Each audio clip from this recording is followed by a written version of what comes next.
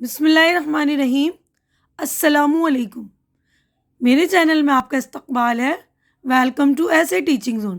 آج کی ہماری یہ ویڈیو 8ویں جماعت کی کتاب بال بھارتی کریں گے۔ آج ہم نظم نمبر 9، تو نظم حصہ نظم پر ہم چل رہے ہیں۔ تو نویں جو نظم ہے غزلیات، تو غزلیات کے آج ہم پہلی غزل کریں گے جو ڈاکٹر محمد اقبال کی لکھی ہوئی ہے غزل۔ تو ڈاکٹر محمد اقبال کے بارے میں آپ سبھی نے ہی تو بہت سنا ہوگا، بہت ہی مشہور شاعر ہیں۔ تو اس غزل سے متعلق ہم پہلی بات کرتے ہیں۔ اقبال اپنی اعلیٰ پائے کی شاعری کے لیے مشہور ہے، یعنی ان کی شاعری جو بہت ہی اعلیٰ پائے کی تھی، بلند درجے کی شاعری تھی۔ انہوں نے شاعری کی مختلف اصناف میں طبع آزمائی کی، ان میں غزل بھی شامل ہے۔ اقبال کی غزلیں روایتی انداز کی ہوتی ہیں، ان میں اردو شاعری کے مخصوص موضوعات کے ساتھ اقبال کی فکر کا بھی اظہار ہوتا ہے۔ اب جان پہچان جو ہے شاعر کا تعارف، تو ڈاکٹر محمد اقبال 9 نومبر 1877 کو سیالکوٹ میں پیدا ہوئے۔ ان کے والد کا نام شیخ نور محمد تھا۔ انہوں نے ابتدائی تعلیم مشن کالج سیالکوٹ، اعلیٰ تعلیم لاہور اور ولایت سے حاصل کی۔ جرمنی سے ڈاکٹریٹ اور لندن سے بیرسٹری کی سند لی۔ ان کی شاعری کا آغاز کالج ہی کے زمانے سے ہو گیا تھا۔ علامہ اقبال نے اردو شاعری کو ایک نیا رنگ و آہنگ عطا کیا ہے۔ اس زمانے میں روایتی انداز کی غزل گوئی کی بجائے وہ نئے انداز کی نظم گوئی کی طرف مائل ہوئے۔ انہوں نے اہل مشرق کے سوئے ہوئے ذہنوں کو جگانے اور انہیں زندہ قوم بنانے کا فریضہ انجام دیا، اسی لیے انہیں شاعر مشرق بھی کہتے ہیں۔ انہوں نے اردو کے ساتھ ساتھ فارسی میں بھی شاعری کی۔ اردو میں ان کے 4 مجموعے بانگ درا، بال جبریل، ضرب کلیم اور ارمغان حجاز کے علاوہ فارسی میں جاوید نامہ، پیام مشرق، اسرار خودی اور رموز بے خودی شائع ہو کر مقبول عام ہوئے۔ 21 اپریل 1938 کو علامہ اقبال اس دار فانی سے کوچ کر گئے۔ تو میں ایک ایک شعر پڑھ کر آپ کو ایکسپلین کر دوں گی۔ پھر چراغ لالا سے روشن ہوئے کوہ دمن، مجھ کو پھر نغموں پہ اکسانے لگا مرغ چمن۔ تو اس والے شعر میں شاعر کہہ رہے ہیں علامہ اقبال، جنہیں شاعر مشرق بھی کہا جاتا ہے، تو اس والے شعر میں شاعر کہتے ہیں کہ خزاں کا موسم چلا گیا ہے اور بہار کا موسم آ گیا ہے۔ موسم تبدیل ہونے سے ماحول میں بھی تبدیلی آ گئی ہے۔ اب ہر طرف رونق لوٹ آئی ہے۔ پہاڑوں، میدانوں، ویرانوں میں ہر طرف لالا کے پھول کھل اٹھے ہیں۔ پھولوں کو دیکھ کر بلبل چہکنے لگا۔ اس کیفیت نے میرے دل پر بھی اثر کیا ہے۔ بلبل مجھے بھی پھر سے نغمے چھیڑنے پر اکسا رہے ہیں۔ اب نیکسٹ ہے، پھول ہیں صحرا میں یا پریاں قطار اندر قطار، اودے اودے نیلے نیلے پیلے پیلے پیرہن۔ تو اس والے شعر میں شاعر کہہ رہے ہیں کہ باہر کا موسم آتے ہی جنگلوں، میدانوں اور ویرانوں میں ہر طرف پیارے پیارے پھول کھل اٹھتے ہیں، اور انہی پھولوں کی تعریف کرتے ہوئے شاعر کہہ رہے ہیں کہ یہ جو ایک قطار سے پھول کھلے ہوئے اتنے بھلے لگ رہے ہیں، جیسے طرح طرح کے اودے اودے نیلے نیلے پیلے پیلے رنگوں کے لباس پہنے ہوئے ہیں، اور قطار کے اندر قطار پریاں کھڑی ہیں، یعنی قطار در قطار ایک پریوں کی لائن کھڑی ہوئی ہے۔ برگ گل پر رکھ گئی شبنم کا موتی بعد صبح کا، اور چمکاتی ہے اس موتی کو سورج کی کرن۔ برگ گل پر رکھ گئی شبنم کا موتی بعد صبح، اور چمکاتی ہے اس موتی کو سورج کی کرن۔ تو اس والے شعر میں شاعر کہہ رہے ہیں کہ موسم بہار کی تعریف کرتے ہوئے کہہ رہے ہیں کہ پھولوں کی پتیوں یعنی پنکھڑیوں پر صبح کی ہوا شبنم کا موتی رکھ کر گئی ہے۔ ان موتیوں پر جب سورج کی کرن پڑتی ہے تو یہ چمک اٹھتے ہیں، اور منظر کا لطف جو ہے دوبالا ہو جاتا ہے اور رونق لگ جاتی ہے منظر میں۔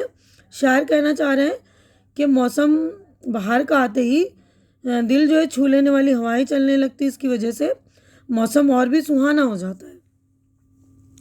اپنے من میں ڈوب کر پا جا سراغ زندگی، تو اگر میرا نہیں بنتا نہ بن، اپنا تو بن۔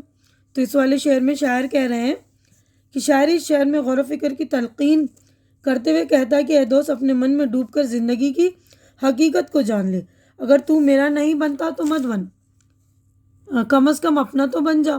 شاعر کے کہنے کا مطلب ہے کہ انسان کم سے کم اپنے آپ سے وفاداری نبھائے اور اپنے فائدے کے کو پیش نظر رکھتے ہوئے طرز عمل اختیار کرے، یعنی کم سے کم اپنے آپ کے لیے اپنی انسانیت ہونے کا فرض ادا کرے۔ من کی دنیا سوز و مستی، جذب و شوق، تن کی دنیا سود و سودا، مکر و فن۔ تو اس والے شعر میں شاعر دنیا کی تعریف کرتے ہوئے کہتے ہیں کہ دل کی دنیا پیار و محبت کی دنیا ہے، مستی و شوق کی، جبکہ تن کی دنیا جو ہے فائدے کی، نفع نقصان کی، یعنی سودے بازی کی، عیاری کی اور مکاری کی۔ بہتر ہے کہ انسان دل کی رائے پر عمل کرے، یعنی من کی دنیا ہو جائے۔ من کی دولت ہاتھ آتی ہے تو پھر جاتی نہیں، تن کی دولت چھاؤں ہے، آتا ہے دھن جاتا ہے دھن۔ تو اس والے شعر میں شاعر کہہ رہے ہیں کہ دل کی دولت کی تعریف کرتے ہوئے کہہ رہے ہیں کہ دل کی دولت جو ہے پائیدار اور مستقل ہوتی ہے، یہ ایک بار ہاتھ آتی تو پھر جاتی نہیں، جبکہ تن کی دنیا عارضی ہوتی ہے نا، ٹیمپریری ہوتی ہے۔ دولت دھوپ چھاؤں کی طرح ہوتی ہے، جو تن کی دنیا ہوتی ہے یہ آتی رہتی ہے جاتی رہتی ہے۔ تن کی دنیا عارضی طور پر ہوتی ہے، وقتی طور پر انسانوں کی خواہشات کو پورا تو کر دیتی ہیں، فائدہ تو کرواتی ہیں، مگر یہ عارضی ہوتی ہیں جو کسی کام کا نہیں۔ انسان کو چاہیے کہ وقتی مفاد کو بھول کر دل کا سکون حاصل کرنے کی کوشش کرے۔ پانی پانی کر گئی مجھ کو قلندر کی یہ بات، تو جھکا جب غیر کے آگے، نہ میرا نہ من تیرا نہ تن۔ تو اس والے شعر میں علامہ اقبال جو ہے مشہور شاعر جو ہے اس شعر میں ایک عظیم پیغام دے رہے ہیں، یعنی ایک پیغام دے رہے ہیں جو کہ اسی بات کے لیے علامہ اقبال مشہور ہے نا، کہ انسان وقتی فائدے کے لیے اپنا سب کچھ بگاڑ لیتا ہے، اسے اس غفلت سے بچنا چاہیے۔ انسان کو اپنے ضمیر کا سودا کبھی بھی نہیں کرنا چاہیے۔ شاعر کہتا ہے کہ ایک بزرگ انسان کی بات مجھے شرمندہ کر گئی۔ قلندر بزرگ کو کہتے ہیں، جو قلندر ہوتا ہے نا مست مولا، جس کو کسی چیز کی فکر نہیں ہوتی، دنیا کی مطلب فکر ہوتی ہی نہیں اس کو، تو اس کو کہہ رہا ہے کہ وہ بزرگ کی بات جو مجھے شرمندہ کر گئی، جب اس نے کہا کہ تو اگر کسی فائدے کے لیے کسی کے آگے جھک گیا تو سمجھ لے تو اس کے ہاتھوں بک گیا، کیونکہ اب تیرا من اور تیرا تن دونوں وہی کا کام انجام دیں گے جو وہ شخص چاہے گا جس کے ساتھ وقتی مفاد کے لیے تو نے سودے بازی کی، یعنی نہ تن تیرا رہا نہ من تیرا رہا۔ ٹھیک ہے نا، تو یہیں پر ہماری جو ہے پوری غزل ہو گئی کمپلیٹ۔ آگے بڑھتے ہیں ہم نیکسٹ صفحے پر۔ تو دیکھیں یہاں پر معنی و اشارت یعنی الفاظ معنی ہیں، یہ الفاظ ہے، اس کے معنی میں پڑھ رہی ہوں، آپ لوگ سن کر یاد کر لیجئے۔ لالا ایک قسم کا سرخ پھول، لال کلر کا پھول ہوتا ہے۔ کوہ دمن پہاڑ اور میدانی علاقہ۔ مرغ چمن پرندہ، یہاں مراد بلبل۔ برگے گل پھول کی پنکھڑی۔ باد صبح صبح کی ٹھنڈی ہوا۔ سراغ زندگی کی کھوج، مراد زندگی کی حقیقت۔ سوز جلن، درد دکھ تکلیف دکھ۔ سود نفع فائدہ بھلائی۔ مکر و فن دھوکہ فریب چالاکی عیاری۔ پانی پانی کرنا شرمندہ کرنا۔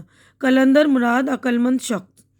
اب اس کے بعد دیکھیے ہماری مشقی سرگرمیاں ایکسرسائز ہو گئی شروع۔ تو یہ جان پہچان کی مدد سے ذیل کا شب کی خاکہ مکمل کیجیے، یعنی جان پہچان جو ہمارے شاعر کا تعارف ہے اس کی مدد سے۔ اردو شعری مجموعہ علامہ اقبال کا ہے نا یہ، تو ان کا شعری مجموعہ اردو کا ہے بانگ درا، بال جبریل، ضرب کلیم، ارمغان اعزاز۔ تو بانگ میں یہاں پہ نقطہ آئے گا بے کا۔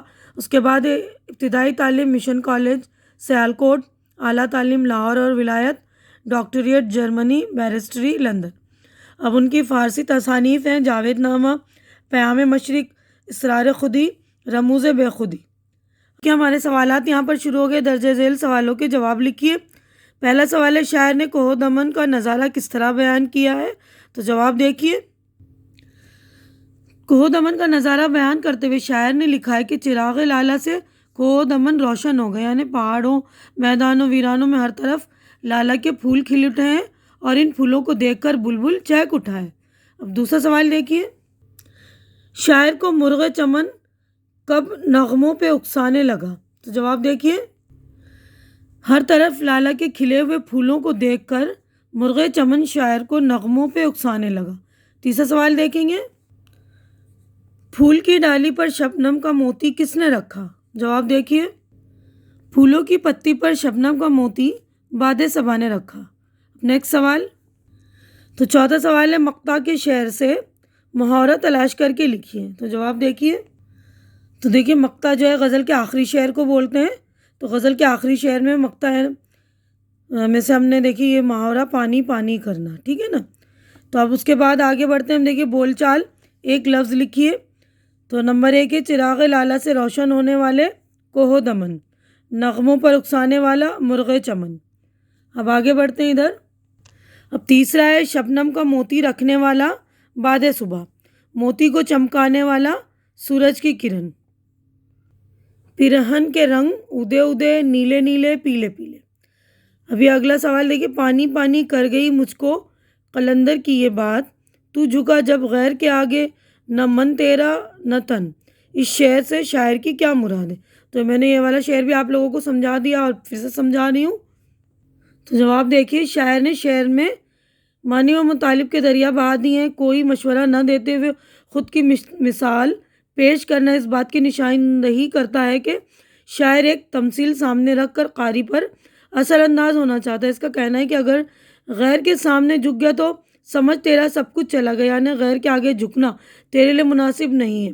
تو ہرگز ہرگز ضمیر کا سودا نہ کر، ورنہ میری طرح تجھے بھی شرمندگی اٹھانی پڑے گی۔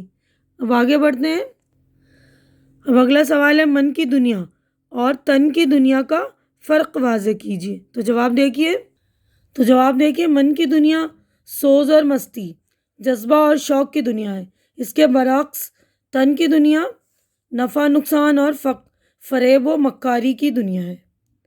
اب آگے بڑھتے ہیں، اب آگے دیکھیے، یہ تلاش و جستجو غزل سے واو عطف کی مثالیں تلاش کر کے لکھیے۔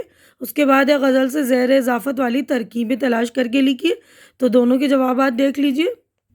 تو دیکھیے، واو عطف کی مثالیں، کوہ دمن، سوز و مستی، جذب و شوق، سودا، مکر و فن۔